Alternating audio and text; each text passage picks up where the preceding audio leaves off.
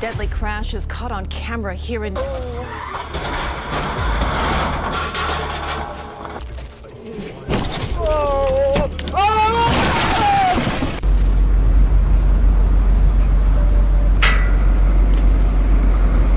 Hooves flashed, bones cracked. As the massive draft horse crushed Jacob Miller's chest in the Amish barn that afternoon, his last conscious thought wasn't of pain, but shame. God sees my secret curiosity about the forbidden world beyond the fields.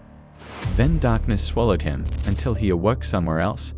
Standing in blazing light, face to face with Jesus, Jacob would hear truths about technology that would shatter his community's beliefs and force him to choose between tradition and a divine mission that could cost him everything. I was born into a world where the morning sun meant chores, not alarm clocks, where the smell of fresh-cut hay and oiled leather filled my days more than any scent from a store-bought bottle ever could. The Amish life was all I knew: hard work, strong faith, and a quiet distance from the rushing world beyond our fields.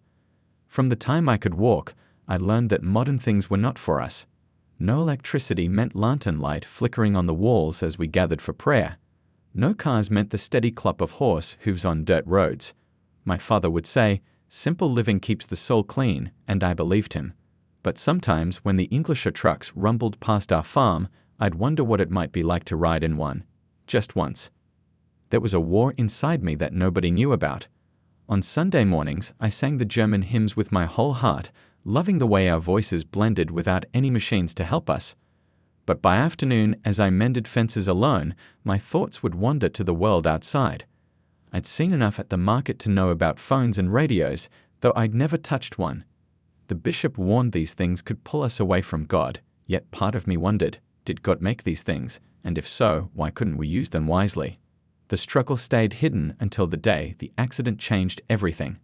It was harvest time, and our big draft horse, Samson, grew skittish with the wind howling through the barn slats.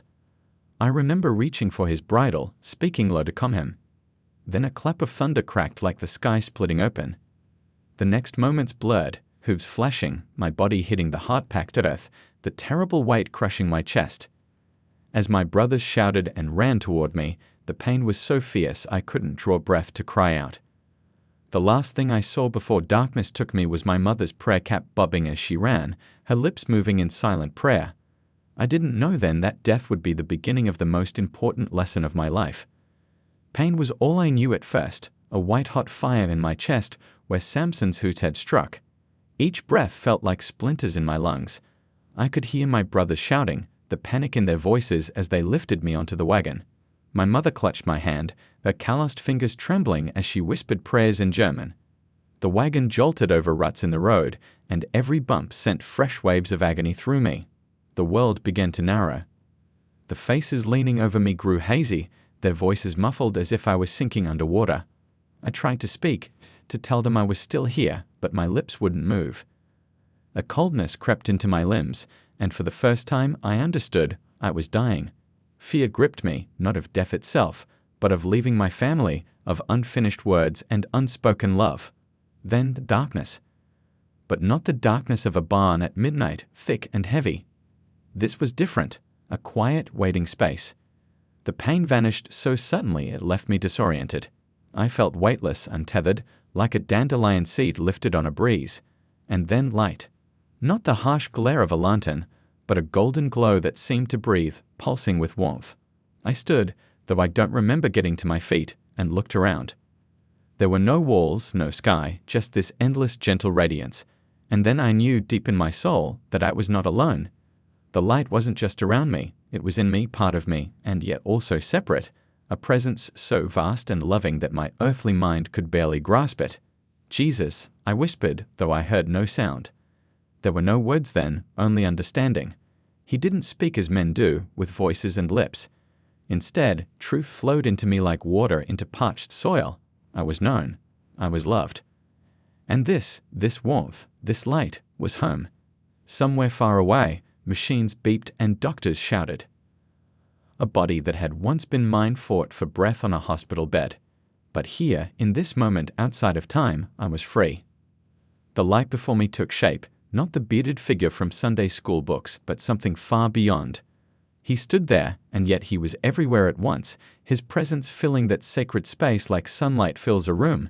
His eyes held mine, and in them Suddenly I saw them, people everywhere, their faces lit by glowing screens.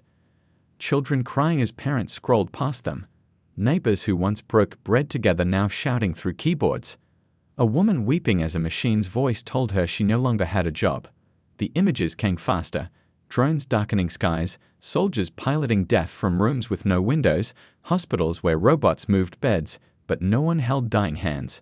I wanted to look away, but Jesus' gaze held me tenderly. "This is what happens when tools become idols," he whispered. Then the second revelation came, sharper than the first. Now I saw our own community, my own father refusing medicine for my sister because doctors puffed up with knowledge can't be trusted. Our bishop shunning a family because their son used a calculator at market. Myself, judging the English teenager who'd once offered me a soda from his cooler, assuming his kindness must have strings attached. The harshest vision came last. Our Sunday sermons condemning worldly inventions, while we gossiped about the Miller family's secret propane fridge. That hypocrisy burned like bile in my throat. Jesus reached out, not with hands, but with understanding, and showed me one final scene. A young Amish man bent over a broken plow, while just across the fence an English farmer used a solar-powered pump to water thirsty crops. "Both serve me," Jesus said. "One with sweat, one with silicone. But which remembers to pray while he works?" Then came words that would haunt and heal me in equal measure. "Your people guard against wires and engines, but the real danger is hearts wired to greed, not God. The phone in your pocket is no more evil than the money in your tithe box. It's what you do with it that echoes in heaven." I fell to my knees, or whatever passed for knees in that place, as the truth washed over me. We've been so afraid of losing our souls to technology that we'd forgotten technology has no soul to begin with. Only people do. And people, whether Amish or English, can choose to use a tool to build or destroy, to connect or isolate. The light around us pulsed gently as Jesus whispered one last thing before my life review began. "I didn't die to keep you from the world, but to show you how to be in it without becoming of it. That lesson is what your people need most." The light around me shimmered, and suddenly I wasn't just seeing my life, I was living it all over again. But this time, I felt everything. Not just my own thoughts and feelings, but those of every person I'd ever crossed paths with. The first memory seized me like a sudden storm. Market day 2 years ago. There I stood by our produce stand, watching an English family walk by. The teenage boy stared at his phone while his father tried to show him our fresh strawberries. My chest had swelled with pride that day. "Thank you, Lord," I'd whispered, "that we don't waste our leaves on such foolishness." Now I felt the father's disappointment like my own, the ache of a man who just wanted to share something real with his son. Worse, I tasted the boy's shame when he finally looked up and saw my judging stare. My holier-than-thou attitude had done nothing to help either of them. The scene dissolved into one that still haunted my nights. The accident at Miller's farm. Old Samuel Miller lay gasping in the hayloft, his face gray after the heart attack. "Call, ambulance," he'd wheezed, clutching my arm. But I'd hesitated. The nearest phone was a half-mile down the road at the phone shack we all shared. Using it would mean breaking our ordnung's rules about phones in homes. "Fetch the buggy," I told the children instead. "We'll take him ourselves." Now I experienced Samuel's terror as the precious minutes slipped away. Felt his daughter's helpless rage as she watched her father struggle to breathe while I fumbled with the horse's harness. Samuel survived, but barely, and now I understood how my blind obedience to rules had nearly cost a good man his life. The most painful moment came next. The shunning of Rebecca. My cousin had been excommunicated for using a cell phone to call doctors when her little Lee choked on a button. I'd voted with the elders to shun her. Now I was inside Rebecca's skin, feeling her desperation as Lee turned blue, experiencing her devastation when even her own mother turned away at church. But the cruelest cut came when I felt Lee's innocent confusion. Why won't Auntie Mary talk to Mam anymore? Did I do something bad? Jesus stood beside me through it all, his presence steady as an oak in wind. When the last vision faded, he spoke softly. "You built walls to keep the world out, but you trapped your compassion inside. Simplicity without love is just another cage." The truth of it shattered me. All my life I believed our separateness made us holy. But what good was preserving our way of life if we lost the very love that was supposed to define it? I saw then how we turned our traditions into idols, worshipping the rules instead of the God who gave them to us. How we become like the Pharisees Jesus rebuked, careful to tithe mint and cumin, but neglecting justice and mercy. The weight of my failures should have crushed me. But Jesus' love surrounded me like a living thing, lifting the shame even as I fully understood it. This is why you had to see it, he whispered. Not to condemn you, but to free you. True faith isn't measured by what you reject, but by what you're willing to embrace for my sake. As the light faded, I carried two truths that would change everything. 1. Our fear of technology had become a barrier to loving our neighbors. 2. The plainest life means nothing if it isn't paved with plain, open-hearted love. The light around me swirled like morning mist, and suddenly I stood at a crossroads between two worlds. The first path stretched before me like a nightmare. Children sat alone in spotless rooms, their eyes glazed as they tapped at glowing screens.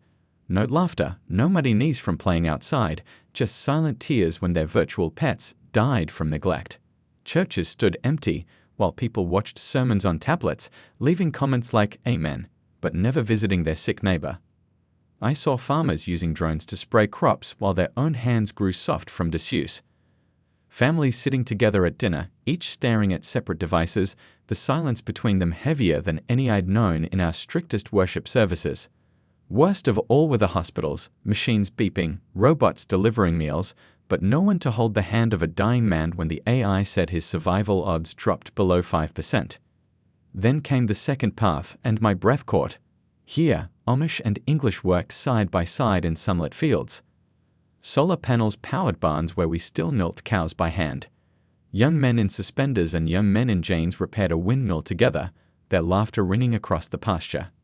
I saw our bishop using a tablet to show scripture to bedridden members, his gentle voice explaining, "The paper isn't holy, the word is." An Amish midwife consulted with city doctors via video call when a birth turned complicated. Most beautiful of all were the faces, people looking at each other, not through each other. Technology served life instead of replacing it. Jesus stood between these two futures, his hand on my shoulder. "This is your charge now," he said. "Teach balance. You've seen both extremes, now bridge them." I wanted to protest. Who was I, a simple farmer who'd never even held a smartphone, to speak about such things?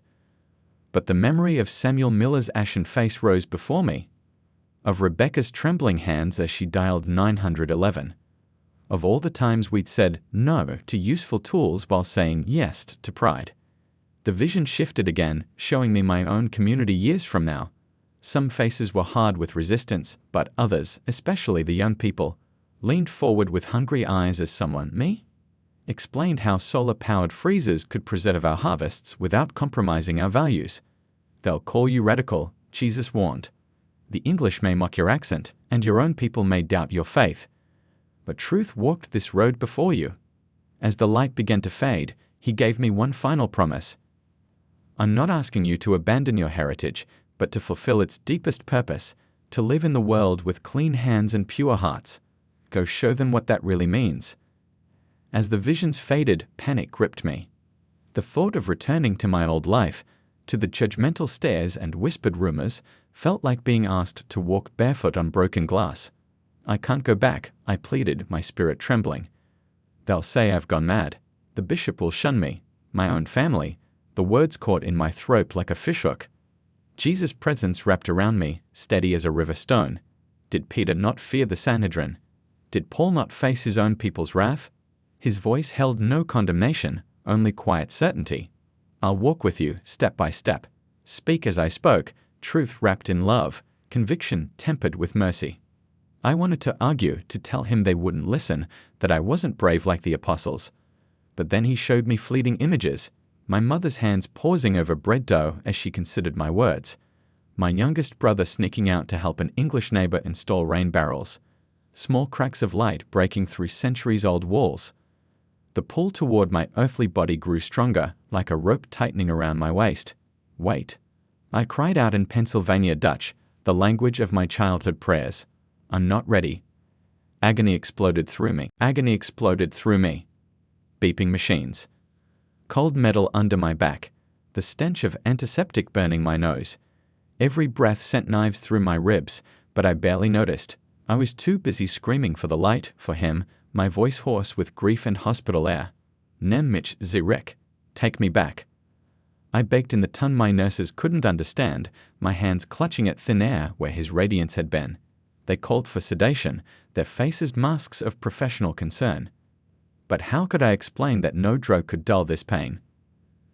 That returning to my body felt like being shoved into a too tight coat after dancing barefoot in the sun. As the medicine dragged me under again, Jesus' final words echoed through the darkness. When I woke again, sunlight streamed through the hospital blinds. My body still ached, but not with the same crushing intensity. The nurses whispered words like miracle when they thought I couldn't hear.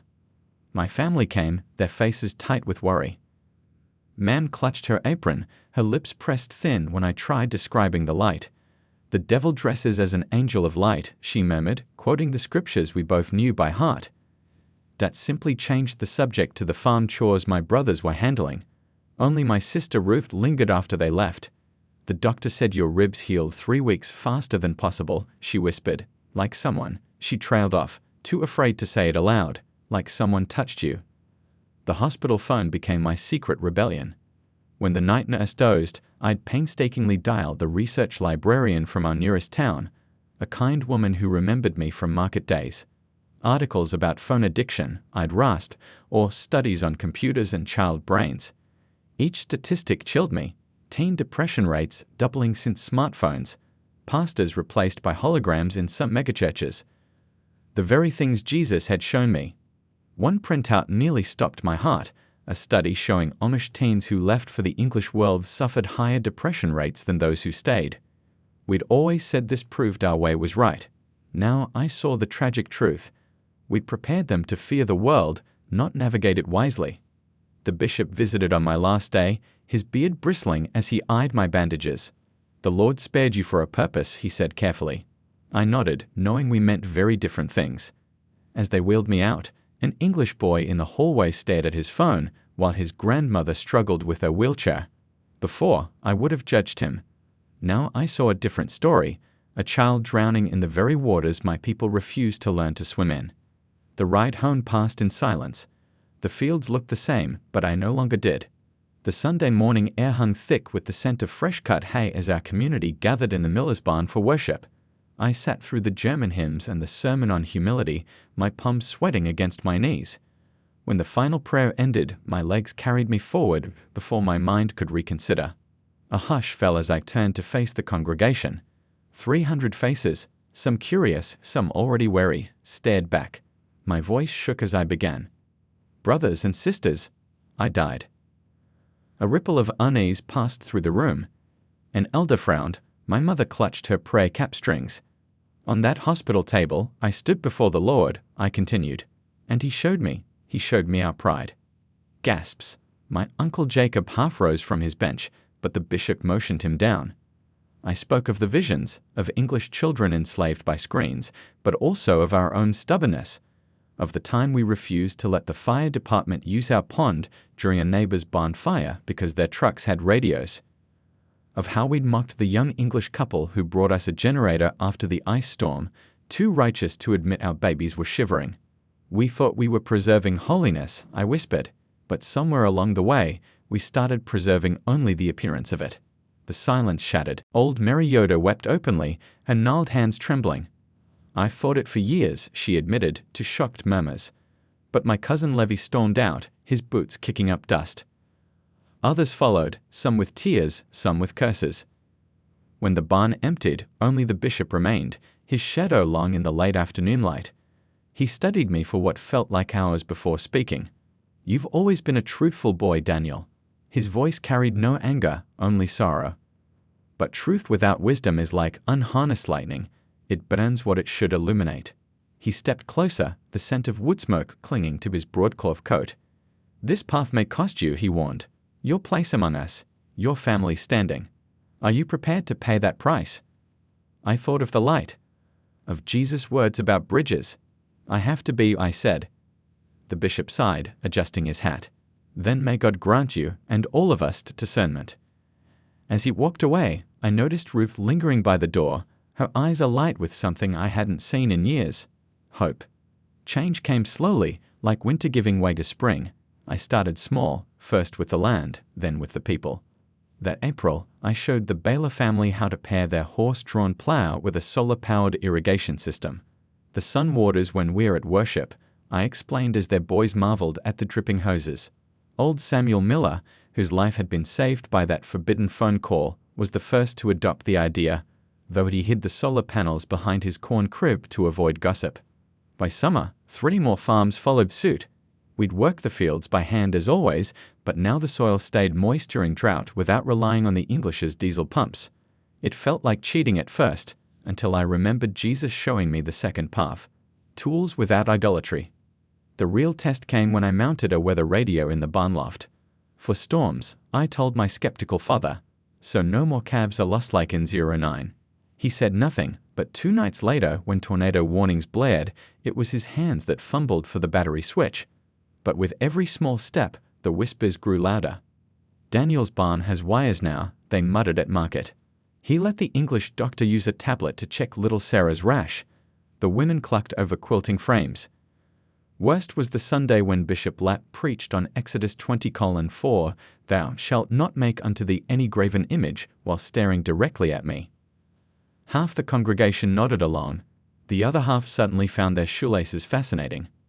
The breaking point came at Harvest Fellowship. Over steaming bowls of chicken corn soup, mine own uncle accused me to my face, "You're leading the young ones into apostasy." His fist shook, spilling broth on the tablecloth. First it's solar panels, next they'll be wanting iPhones. I opened my mouth to reply, but 13-year-old Illy Baylor, barely old enough to sit with the men, spoke first. "But uncle," he said, voice cracking, "didn't Jesus heal with mud? Didn't God tell Moses to make a bronze snake for healing?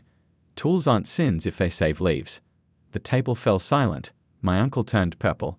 And in that moment, I saw the fragile bridge we were building. One generation reaching back to the past while the other reached forward, all of us straining to touch across the divide. That night, I found a note wedged in my doorframe, written in a shaky hand I recognized as Widow Yoda's. "My Ezra would have loved your solar idea. He always said stubbornness makes poor fertilizer." I tucked it into my Bible, right beside the verse that now guided my days. "Test all things. Hold fast what is good." The letter arrived on a Tuesday, delivered not by the bishop himself, but by my youngest brother, his hands shaking as he pressed the envelope into mine. The wax seal broke with a sound like a dry twig snapping. For persistent violation of the ordinary and leading others into worldly practices, I didn't need to read further. That Sunday, I stood outside the barn during worship, the autumn wind biting through my coat. Through the open door, I saw my mother's shoulders hunched over her hymn book. She hadn't looked at me since the vote. My father's beard moved as he prayed. Whether for me or against me, I couldn't tell. The worst wasn't the silent meals at the end of the table, nor the way my nieces scurried past me like I carried plague. It was the doubt that gnawed at my bones in the midnight hours. Did I mishear God? Was all this just pride in different clothing? One frozen December night, I dreamed of the light again.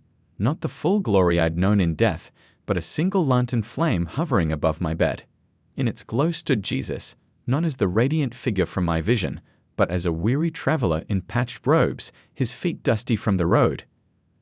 "They called me Beelzebub too," he said, touching the place where my heart ached most. My own brothers didn't believe me until after the resurrection. The dream shifted. I saw him sitting alone at Jacob's well, asking a heretic woman for water. Walking through fields of grain his disciples had stolen, healing on the Sabbath while the religious clutched their rules like shields. I woke with his final words seared into me. They shunned the truth before they embraced it. Keep walking. At dawn, I found a basket on my porch, eggs, fresh bread, and a jar of apple butter. No note, but I recognized Ruth's stitching on the cloth covering it. That small act of rebellion against the shunning told me everything. The bridge still stood, and across it, one trembling soul at a time, love would find its way. The old Stoltzfus dairy barn became our meeting place, its weathered beams now sheltering a flock the bishops never expected. Every Thursday, pickup trucks and buggies shared the same muddy parking area. Plain truth for a digital age, we called it. The name made the English professors chuckle until they saw our mixed crowd. Amish teens hiding smartphones under their hymnals, Mennonite farmers comparing solar panel specs, even a Lutheran pastor taking notes on a tablet. I started simple, showing the dangers Jesus had revealed to me. We watched documentaries about Silicon Valley designers who refused to let their own kids use the apps they created. Read studies about how social media rewires young brains. The youth group gasped when I demonstrated how a phone's like button triggers the same dopamine hit as a slot machine. But then came the hope. Dr. Patel from the university taught us how AI helps diagnose cancer in remote villages. A Mennonite coder demonstrated Bible apps that alert you when you've read the entire New Testament. Most powerful was watching young Amos Baylor, fresh from his Rumspringa, stand before both his Amish grandparents and English friends to demonstrate a solar-powered freezer preserving his mother's chemotherapy meds. Our tools aren't holy or unholy, I'd say, holding up a handcrafted wooden spoon in one hand, a 3D printed prosthetic limb in the other. It's the hands that wield them, and the hearts guiding those hands. The opposition still came, of course. One deacon posted Jeremiah 10:2, "Learn not the way of the heathen," on our workshop door. But then his own daughter, little Katie, used our donated laptop to video call her missionary uncle in Belize, the same uncle the church had commissioned just 2 years prior. By harvest season, even the skeptics paused when Bishop Lapp's own grandson, Samuel, used our weather app to warn 3 districts of an approaching tornado. As the community gathered to rebuild the damaged chicken coops, Amish and English working side by side, I finally understood Jesus' charge completely. The kingdom of God wasn't in rejecting tools or embracing them, but in using every gift, whether plow or microchip, to serve something far older than any technology: love. If you're reading these words, whether on paper or a screen, know this: I write not to condemn or convince, but to echo what heaven whispered to a simple farmer. Technology isn't evil. A hammer can build a crib or crack a skull. The sin lies in the hand, not the tool. But when we expect gadgets to fill the God-shaped hole in our hearts, we trade the living water for a broken cistern. I've seen both hellscapes: the English boy weeping over virtual likes, and the Amish elder letting a child's fever spike rather than touch a worldly thermometer. To my plain brothers, does our rejection of smartphones honor God or our fear of change? To the English, does your device connect you to people or distract you from them? These are the questions Jesus burned into my soul. May you see with heaven's eyes. When you scroll, ask, does this nourish or numb? When you reject a tool, question, is this faith or fear? True holiness isn't measured by what we avoid, but by how deeply we love with what we've been given. The night I died, I learned the devil fears not our tools, but our hearts aligned with Christ.